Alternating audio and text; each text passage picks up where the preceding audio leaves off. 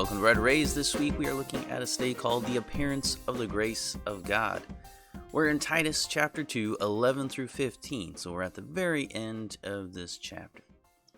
Now, Paul started this letter to Titus and the church by talking about who he was. Paul was a servant and an apostle of Jesus Christ.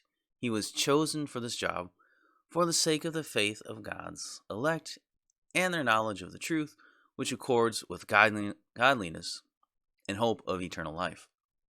God had promised this before the ages began, and at the right time, it has been made known through the preaching of the gospel. Now, hang on to these thoughts because, as we will see today, Paul is not done with them. After his introduction, he reminds Titus of his duty to set elders in place over the churches. These servants of Jesus Christ were chosen, like Paul, for the sake of the faith of God's elect, their knowledge of the truth, which accords with godliness, and for their hope in eternal life. You can see this in the qualifications required of these men, and that they must hold firm to the trustworthy word and be able to instruct and also rebuke those who contradict it. Paul mentions those who contradict the word. They are insubordinate, empty talkers, deceivers, defiled, detestable, disobedient, and unfit for any good work. They are the unbelievers and false teachers in the church.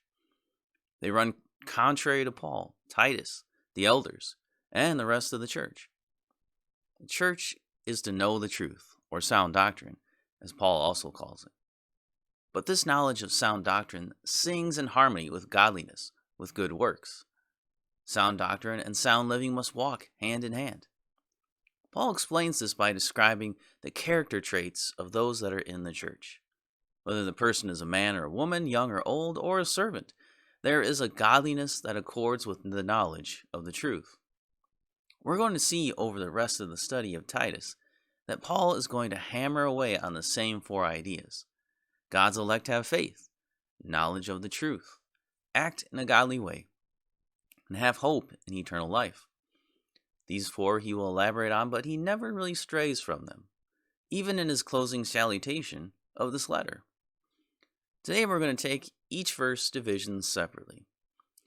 So we're going to start today with the introduction, and then we'll move in to verse 11, which talks about the grace of God brings salvation.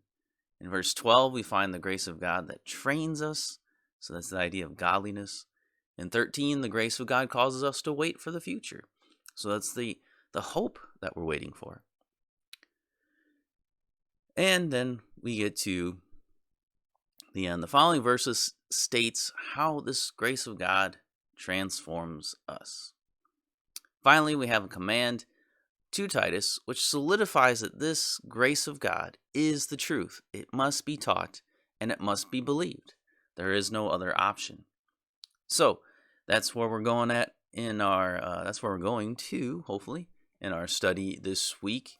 So come back tomorrow and we'll look at verse 11. We'll start looking at this grace. What did the grace of God, the gospel, what did it bring? And so we'll start with that tomorrow.